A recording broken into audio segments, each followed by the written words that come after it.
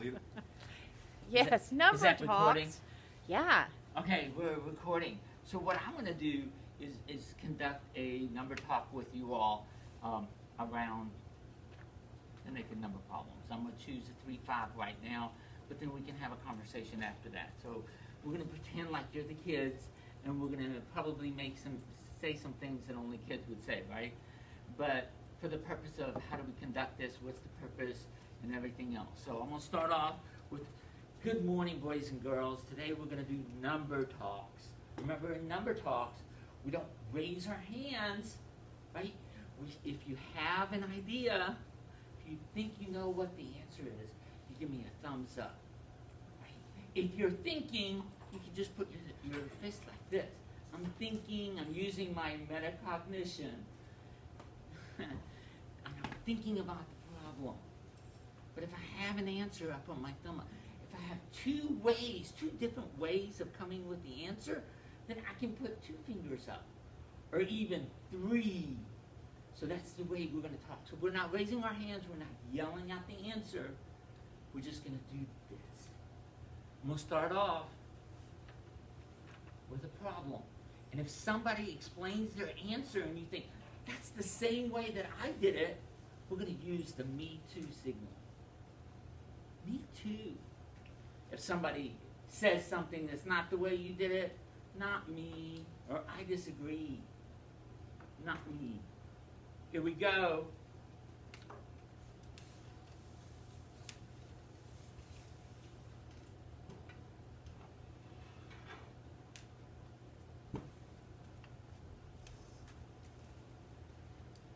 Oh, I see a couple.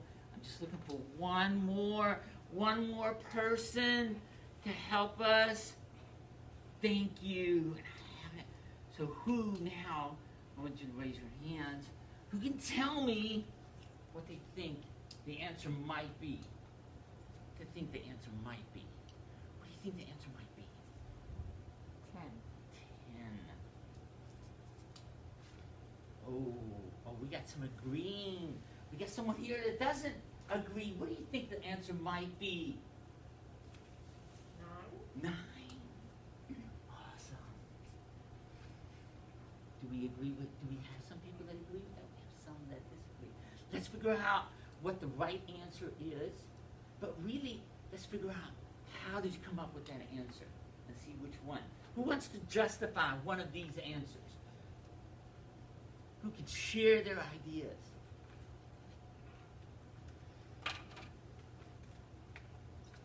Started with 7, and then I counted on Hold on. 3 more. Oh my God. 12? What's that first name? Katie.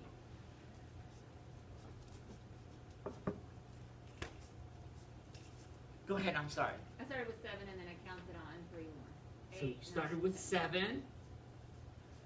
Count on for us. Go ahead. 8, 9, 10. 10's my answer. Ah, 10's your answer. And you called it, what's the name of this strategy? Counting on. Counting on. That's great. You know you could do that on the number line. Imagine if you started with, what'd she say? 7. And she did 3 jumps. 1, 2, 3. And got to 10. So that's our 8 and 9. It's an awesome way of doing it. Thank you for sharing. Who has a different way of doing that? You can come up with a different way of doing that. I don't see anybody, but I want to share what somebody in another class did. His name was John. John said, oh, I know that I can take 7 and put 7 and 3 together, and it makes 10. Because I know that it makes 10, or it's making 10. So imagine if you did start at 7 and you jump 3 whole jumps, it's going to get you to 10. Right? And he was showing me this by, he had the 10 frame. Do y'all remember the 10 frame? Let's see if Mr. Jack could do that. Where if we color in 7, 1, 2, 3, 4, 5, 6, 7, all he needed was 3 more to fill it in. Was that fun? Let's do a different problem. You ready? Remember, no hands up. If you have a solution, it's this way.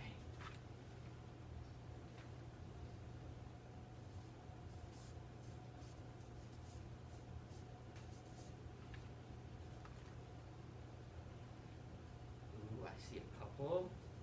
Some are thinking. I love that. Using their metacognition. Ooh, I'm just looking for one more. I got one more. That's awesome. Who can tell me what they think this might be? What do you think it might be, Katie? 15. I'm sorry? 15. 15? Ooh, I see. Ooh, I saw some sharing. Yes, that they agree. Somebody over there didn't agree. What do you think it might be? 12. 12. We got everybody's ideas. Let's figure out which one's correct. Who wants to justify their answer? Who wants to defend one of these? Michael. I noticed 7 and 3 make 10. Ooh. So you're saying 7 plus 3 makes 10. And then I just add 5 to that, which is 15. You add 5 to that, and that's make. What's the name of that strategy? Making 10. Making 10. That's awesome strategy. What's a different way of doing it? Yes. I do 8. I know 8 makes Christy. 8 and 8 are 16, so I just did 8 and 8 minus 1. Wow. So you said 8 plus 8 is 16, and then you had 16 minus 1 is 15. How did you get 8 and 8? We have 7, 5, and 3. 5 plus 3. Oh, so you joined these together. That's awesome. And there we have 7 plus 8. It's a great strategy. Do you know what kind of strategy that might be? Actually, there's a name for it. It's called compensation. That's what I'm going to use anyway. Okay, next time, let's figure out which strategy here, counting on, making 10, or this really tough one of compensation, which one is the fastest, the most efficient? Let me say that. Let's all say that together. Efficient, right? Let's clap while we're doing that. Efficient. Efficient. Which one do you think is the most efficient way, the fastest way? Katie. Making sense. Making 10. Anybody agree? Ooh, we have a lot of agree. So next week, tomorrow, when we do this, I'd like to see if we can make 10. Awesome. And that should take us, I don't know, 10 minutes. 10 to 12 minutes. I rushed it. Only did 2. There's really 3 of them. But go intentionally really think about it is to expose them to the strategies. Doesn't matter about the right or wrong. Some people make a big deal, they circle it. As you notice, we didn't go back to it. You could, if they were sincerely going, hey, it's 9, and then you could ask them, can you see how it's now 10? Or you can call on that person specifically. How did you get 9? As people are sharing, as kids are sharing their thinking, they begin to correct themselves. That is more powerful, obviously, than if we correct them or have other kids correct them. So a couple of things about this that I'd like us to really take note of. Names. I tried to spell your name, Christy, I'm sorry. This is really important, right? It's that affirming. Remember Gleam, it's that affirming. Is this engaging? It's engaging academically. It's affirming in another way because somebody came out with a crazy strategy and we wrote it down and it has a name and now it's Christy's strategy. We're going to use that strategy. It's a great strategy. Right? And if you didn't know what that strategy was, and I probably got it wrong, then you could say, well, we're going to have to figure out if they have a name for that. But right now we're going to call it Christy's strategy. Is this meaningful for them in the long term? Definitely, because computation is the big deal. The major question is the grade level. To be honest with you, it gets to grade level. Even if you started in the book and you started with dots in kindergarten, you will get to grade level by the end of the year mastering those computational fluency skills. So I feel like this hits Glean pretty good. What other things did you notice on this? From a teacher's perspective. Never said no, that's wrong. Yeah. So mistakes is really accepted, right? There's graphic organizers, there's some representation of the numbers. This is hard. This part is hard to actually write down exactly what the kid said. Because I was modeling it in one class and it was 3 dots, and the child said, well, there's a 2 and then another 2 that makes 3. I'm like, what? How am I going to do that? I couldn't understand you. Okay. So we have to be affirming, but the hardest part is really recording what they're saying, because it's really important to do that. Take it off, put it on the board, or you can do your smart board and come back to it next. Remember, when John, or our friend John, and Mike was using, Michael, sorry if I called you Mike. No, Michael was using Making 10 last week. Let's see if we can do that again. We'll pull up the book, and I made a copy of it. The next problem is also Making 10. In fact, this is category 1 for 3rd grade. There's category 1 for 1st grade in Making 10 too. And it moves on, just baby step. There's 9 days of work, right?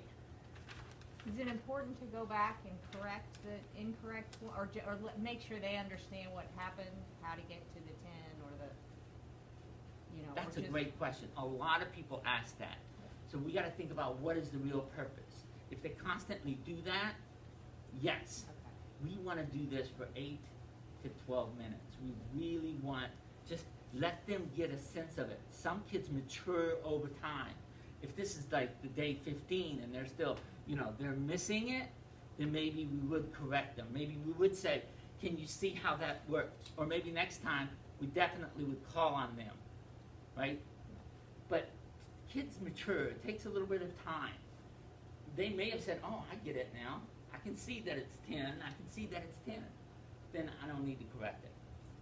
So you wing it. The goal is really to expose kids with strategies and help get to that more complex strategy of making 10. And then friendly numbers. Friendly numbers is nothing more than making 10s. Like 19 plus 1, they qualify that as friendly numbers because you're making 19 and 1 makes 20. Yeah, 20 is a friendly number. Great question, though. Any other questions? You said this was 3rd grade? This is the beginning of 3rd grade, Okay. 3rd through 5th, and you're like, wow, this is not 3rd grade. Yeah, when you I heard you say 3rd through 5th in the beginning, and then you put the problem up, and I thought, oh, maybe he meant K through 3rd 2. through 5th, page 186. And this is So, do where we we have digital start. access to the book, or I'm sorry? the Number Talks book? Do we have digital access to that, or should we No, but I'll get you copies? some. I think somebody's going to send me a digital access to this. And believe it or not, you might not think it's grade level in a sense, but we want to choose problems that all can have access to, so that we're teaching them strategies, not the actual answer, right? So the big goal is they walk away learning to make 10. In fact, my goal is to take these different strategies of counting all, counting on, making 10, making friendly numbers, make a big poster of it, and you put it on your wall. So, oh, that's like making 10. There's where we get it. Because I'd rather they learn the strategy than get the right answer. Make sense? And then in a month or so, as we're doing this, we quiz them, we test them. Not for a grade, but hey, here's a problem. Can you show me 2 different ways of doing it? Counting on and making 10. And see if they can do this. This is a first grade, the end of 1st grade, 2nd grade strategy too. So you might be exposed to some of that in Engage New York, where they actually have to do that. I know they do that in the end of 1st grade as they're coming in and making 10, not the end, but in the middle. So they're going to be using this, connecting it. That's it. That's all I have. Any questions? Good job, Mr. Dad. It was more entertaining when I was doing it. I mean, it's